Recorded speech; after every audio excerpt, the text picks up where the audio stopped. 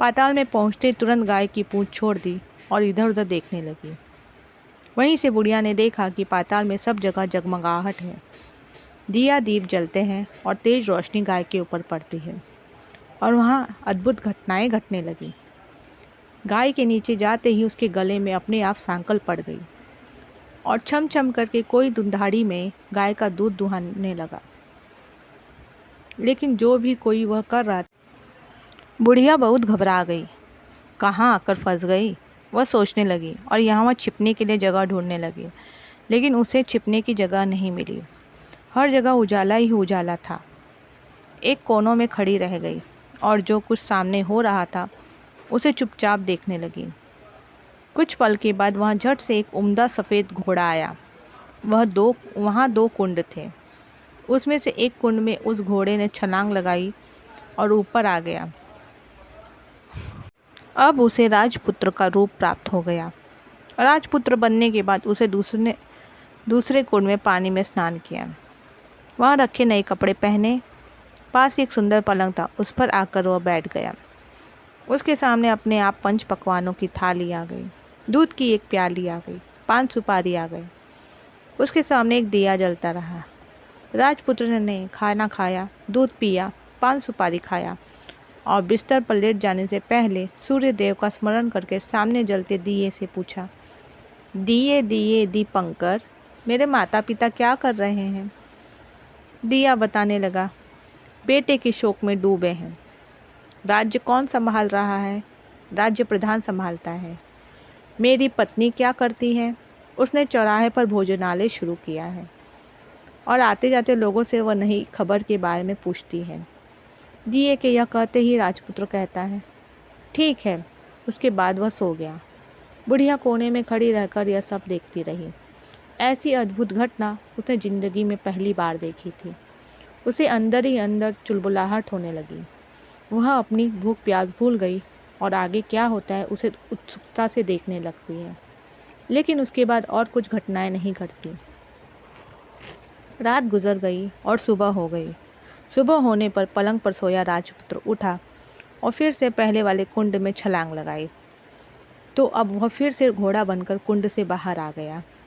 बाहर आते ही वह तेजी से उस पाताल नगरी से बाहर निकल गया।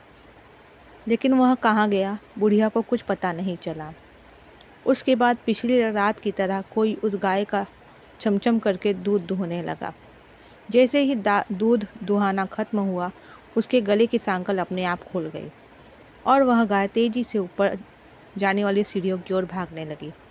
गाय को दौड़ते देखकर बुढ़िया सोचने लगी, अब गाय के साथ यहाँ से ऊपर जाने में ही समझदारी है, नहीं तो कोई मुसीबत आ जाएगी। झट से उसने गाय की पूंछ पकड़ ली और गाय के साथ ऊपर आ गई। गाय जब ऊपर मैदान में पहुंची तो उस सुरंग का रास्ता अपने आप बंद हो गया और उसके मुंह पर एक बड़ा सा पत्थर पूर्ववत खड़ा हो गया। ऊपर आकर वह गाय जंगल की ओर निकल गई तो इधर बुढ़िया एकदम बावली सी हो गई। उसने पाताल नगरी में जो कुछ देखा वो जल्द से जल्द किसी को बताने के लिए उतावली हो उठी। उसे अचानक याद आया है कि नगर की सीमा पर कोई औरत भोजनालय चलाती है और नई बात बताने वाले को अच्छा खाना पीना मुफ्त में देती है। वह सोचने लगी, क्यों ना मैं जाकर यह बात उस औरत को बताऊं। यदि उसे यह बात पसंद आ गई तो बाकी जीवन खाने पीने की झंझट से मुक्ति मिलेगी।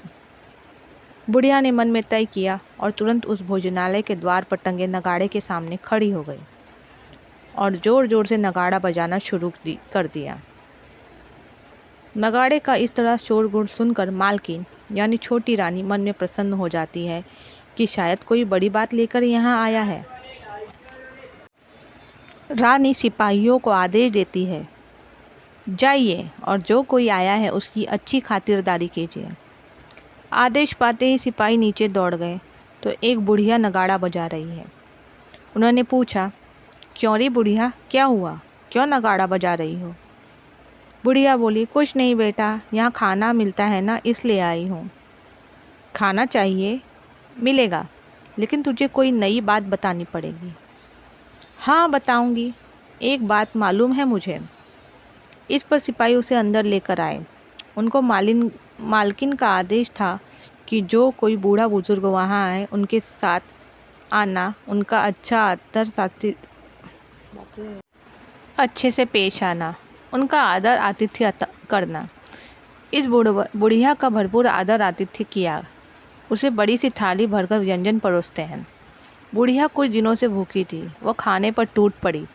खाना खाने के बाद सिपाही ने उसे नई साड़ी पहनने को दी। उसके बाद उसे लेकर रानी के पास गए।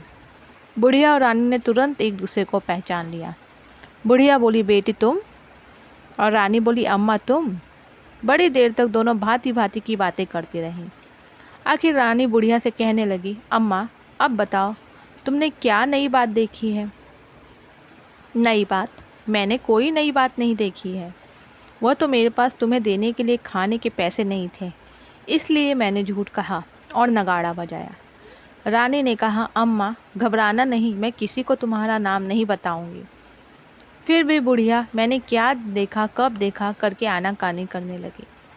इस पर रानी ने उससे कहा, देखो अम्मा, यदि तुमने मुझे वह नई बात बताई तो जिंदगी भर मैं तुम्हारी देखभाल करूंगी, तुम्हें रानी माता की तरह रखूंगी। अब बुढ़िया बताने को तैयार हो गई। उसने जो कुछ उस चारागाह वाले मैदान पर देखा था वह सब कुछ रानी को बता दिया। बुढ़िया की वे बातें सुनकर रानी को यकीन हो गया कि वह राजपुत्र उसी का पति है। वह तुरंत बुढ़िया से कहने लगी, अम्मा मुझे उस जगह पर ले चलो। नहीं बेटी, वह पाताल राज्य है, सांप है। यदि किसी ने तुम्हें देख लिया तो तुम्हारी जान खतरे में पड़ सकती है। लेकिन रानी उसकी एक भी नहीं सुनती। उसे उस जगह ले जाने के लिए हट करने लगी। आखिर में बुढ़िया ने उसका कहना मान लिया और कहने लगी, ठीक है, मैं तुम्हें वहाँ लेकर चलती हूँ, पर आज नहीं कल। वहाँ जाना है तो शाम को ही जाना होगा। तो दूसरे दिन दोपहर को रानी बुढ़िया के साथ उस मैदान पर गई और एक जगह छुपकर गाय के आने की राह देखने लगी। दिन ढलते ही अंधेरा घेरने लगा है और गाय हमेशा की तरह वहाँ आ गई है। मैदान के उस कोने में जाकर उसने पत्थर पर सींग मारा तो झट से पत्थर हटकर वहाँ सुरंग में जाने का रास्ता खुल गया है। गाय उस रास्ते से नीचे उतरने लगी तो बुढ़िया रानी से कहने लगी, जल्दी आगे बढ़ो बिटिया, हम गाय की पूंछ पकड़कर नीचे उतरेंगे। तो दोनों गाय की पूंछ पकड़कर नीचे उतर गई। बुढ़िया पहले जिस कोने में छिपी थी उस कोने में छिप गई। अब नीचे सब कुछ पहले जैसा घटित हो रहा था। गाय के गले में अपने आप सांकल पड़ गई। कोई अदृश्य रूप से उसका दूध दुहने लगा। एक सफ़ेद उम्दा घोड़े ने आकर एक कुंड में छलांग लगाई तो राजपुत्र के रूप में ऊपर आया। वह राजपुत्र दूसरे कुंड में नहाने लगा। बाद में उसके सामने खाने की थाली आ गई, दूध की प्याली आ गई, पान बीड़ा आ गया। राजपुत्र सब ग्रहण करके सोने के लिए पलंग पर गया तो सोने से पहले सूर्य देव का स्मरण करके वह दिए से पूछने लगा। उस पर राजपुत्र कहने लगा, वही तो एक बार तुम गलती कर बैठी हो, अब दोबारा मत करना, नहीं तो अब मैं तुम्हें जो दिख रहा हूँ वह भी नहीं दिखूंगा। रानी अब विलाप करने लगी, जोर जोर से जमीन पर सिर पटकने लगी। राजपुत्र के मन में उसके प्रति दया उत्पन्न हो गई। वह उससे कहने लगा, यदि तुम मुझे पाना चाहती हो तो तुम्हें एक काम करना होगा। काम कठिन है लेकिन वह तुम्हें अकेला करना होगा। कहो स्वामी, कितना भी कठिन काम हो मैं वह पूर्ण करूंगी, रानी कहने लगी। इस पर राजपुत्र ने उसे बताया, इस पाताल से ऊपर जाते ही तुम्हें एक घना जंगल नजर आएगा। ऐसे 6 जंगल पार करने के पश्चात 7वां जंगल मिलेगा। वह जंगल सबसे घन है। उस जंगल में बीचों बीच एक पीपल का पेड़ है। उसके आसपास की जगह पत्ते, फंदे, जटाएं, कांटे इत्यादि से ढक चुकी है। वहाँ बाघ, शेर, भालू, सांप सभी धमा चौकड़ी बैठती है। तुम्हें उन सबको भगाकर वह जगह साफ करनी है। उसकी गोबर से लिपाई करके पवित्र बनाना है, रंगोली से सजाना है। उसके बाद धूप अगरबत्ती जलानी है, फूल कुमकुम से पेड़ की पूजा करनी है, दूध दही से बने चावल का भोग चढ़ाना है। ये सब तुम्हें दोपहर को 12 बजने से पहले ही करना है। 12 बजने के समय तुम्हें उस जगह पर बैठकर सूर्य भगवान का ध्यान करना है। ठीक 12 बजे सूर्य भगवान का रथ वहाँ उतरेगा। वह सब वह देखकर खुश हो जाएंगे और कहेंगे जिस किसी ने यह सब किया है उसे मैं मन चाहा फल दूंगा। तो तुम सामने जाकर उनके रथ का दाहिना घोड़ा मांगना, मैं तुम्हें मिल जाऊंगा। इतनी बात कहकर राजपुत्र अपने पलंग पर सो गया और छोटी रानी भोर होने की राह देखने लगी। भोर होते ही वह बुढ़िया के साथ गाय की पूंछ पकड़कर ऊपर आ गई।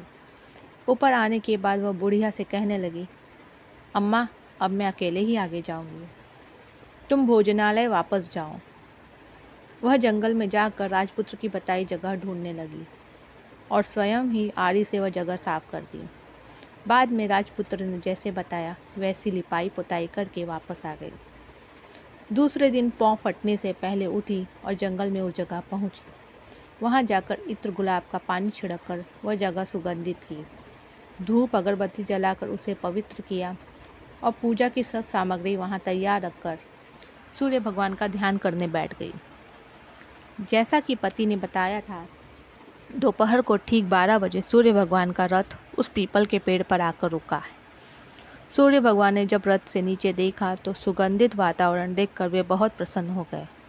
फिर वे बोले, जिस किसी ने यह काम किया है वह यहाँ आकर आज मुझसे कुछ भी मांगे, मैं उसे दे दूंगा। रानी ने जब ये शब्द सुनते हैं तो यह बिना समय गवाए दौड़कर उनके सामने आ गई और उनको साष्टांग नमस्कार करके बोली, भगवान, वह मैं ही हूँ, मैंने ही यह जगह साफ की है। अच्छा, तो जो तुम्हें चाहे वो मांगो। भगवान, मुझे आपके रथ का दाहिना घोड़ा चाहिए। सूर्य भगवान बोले, नहीं नहीं, मैं तुम्हें और कुछ भी दे सकता हूँ, लेकिन यह घोड़ा नहीं दे सकता। मेरे रथ के 12 घोड़े हैं, तुम चाहो तो कोई और घोड़ा मांग लो, लेकिन यह दाहिना घोड़ा नहीं, वह मैं तुम्हें नहीं दे सकता। छोटी रानी ने एक नहीं सुनी, वह सूर्यदेव से एक ही बात कही रही थी, वही दाहिना घोड़ा दे दीजिए, नहीं तो मैं आपके पैरों में गिर कर अपनी जान दे दूंगी। अब सूर्यदेव धर्म संकट में पड़ गए। उन्होंने वचन दे दिया था, अब अपने वचन से पलट भी तो नहीं सकते थे। ठीक है, दे दिया तुम्हें घोड़ा, सूर्यदेव ने कहा। फिर एक बात और भी कही, देखो, मैंने तुम्हें घोड़ा तो दिया है, लेकिन वह तुम्हें यहाँ नहीं मिलेगा, तुम्हें उसे पाताल में जाकर लाना होगा। रानी बोली, पाताल में ही क्या भगवान, मैं उन्हें पाने के लिए कहीं भी जा सकती हूँ। रानी को वचन देकर सूर्यदेव अपने मार्ग चले गए और इधर रानी जंगल से अपने भोजनालय में आ गई। फिर वह बुढ़िया को लेकर उस मैदान पर आ गई। जल्दी ही शाम हो गई।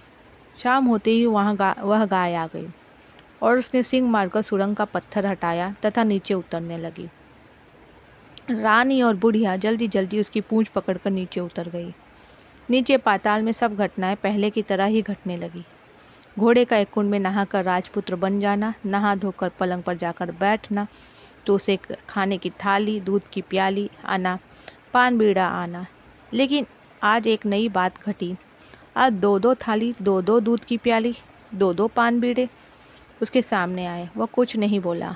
अपने हिस्से की थाली खाकर, दूध पीकर और पान बीड़ा चबाकर वह सोने चला गया और हमेशा की तरह दिए से पूछने लगा, दिए दिए दीपंकर, मेरे माता पिता क्या करते हैं? दिए ने बताया, वे दोनों तुम्हारे शोक में मरने की स्थिति में पहुंच गए हैं। ऐसा? झट से उसकी आंखों से आंसू टपकने लगे। फिर वह पूछने लगा, दिए दिए दीपंकर, मेरा राज्य कौन चला रहा है? तुम्हारा राज्य प्रधान चला रहा है और वह सब कुछ हड़प चुका है। वह प्रजा पर बहुत अत्याचार कर रहा है। सुनकर राजपुत्र को बहुत गुस्सा आया। वह गुस्से से अपनी मुट्ठी भींचने लगा। अब वह पूछने लगा, दिए दिए दीपंकर, मेरी पत्नी क्या कर रही है? अब दिया कुछ नहीं बोला, चुप रहा। अब रानी का संयम जवाब दे गया। वह दौड़कर अपने पति के गले लग गई। अब मैं तुम्हें मिल गया, राजपुत्र कहने लगा। सच कहते हो? अब आप फिर से घोड़ा तो नहीं बनेंगे ना? नहीं, दोबारा घोड़ा नहीं बनूंगा मैं। तुमने जो इतने सारे कष्ट उठाए हैं मुझे पाने के लिए, इसलिए सूर्यदेव ने मुझे सदा के लिए घोड़े के जन्म से मुक्त कर दिया है। राजपुत्र ने बड़े प्यार से कहा और उसे गले लगाया, उसके आंसू पोंछे। कुछ देर पश्चात भोर हो गई तो गाय की श्रृंखला टूटकर वह ऊपर भूलोक जाने लगी। रानी, राजपुत्र और बुढ़िया उसकी पूंछ पकड़कर ऊपर आ गए ऊपर आने पर वह सीधे भोजनालय में पहुँचे। वहाँ का सब सामान लोगों में बांट दिया और उसको ताला लगाकर अपने राज्य में लौट गए। राजपुत्र वापस आता और उसके तेवर देखकर प्रधान घबरा गया। राजपुत्र ने उसे बंदी बनाकर कैद खाने में डाल दिया और राज्य की बागडोर अपने हाथ में ले ली। उसके बाद वह अपने माता पिता को मिलने उनके महल में गया। तब राजपुत्र क्या देखता है, उसके माता पिता उसके शोक में अस्थि पंजर बने हुए हैं। राजपुत्र को आया देखकर उनके आंखों से आंसू बहने लगे। इन दोनों ने पुत्र को गले लगाया, उसे प्यार से सहलाया। इतना होने के बाद उनके सेहत में एकदम सुधार आने लगा। वे अब बिस्तर से उठकर बैठ गए, पुत्र को आशीष देने लगे। राजपुत्र के आने की खबर तुरंत राज्य भर में फैल गई। प्रजा खुशी से फूली नहीं समाई। प्रजाजन राजमहल के सामने इकट्ठे हो गए, उन्हें दर्शन दिए और आज से उन्हें कोई दुख नहीं पहुंचाएगा ऐसा वचन भी दिया। अब राजा अपने पुत्र का राज्याभिषेक करके उसे सिंहासन पर बिठाते हैं और बहू को महारानी का दर्जा देते हैं और स्वयं अपनी पत्नी के साथ ईश्वर स्मरण करते खुशी से दिन बिताते हैं। महाराजा बना राजपुत्र अच्छी तरह से राज्य चलाने लगा और अपनी पत्नी के साथ सुख शांति से जीवन बिताने लगा। उस बुढ़िया को रानी ने अपने ही पास रख लिया, उसकी अच्छी तरह से देखभाल करने लगी। बुढ़िया और उसके बुढ़ापे के दिन खुशी से गुजरने लगे। कहानी पसंद आए तो लाइक, सब्सक्राइब, शेयर अवश्य करें। धन्यवाद।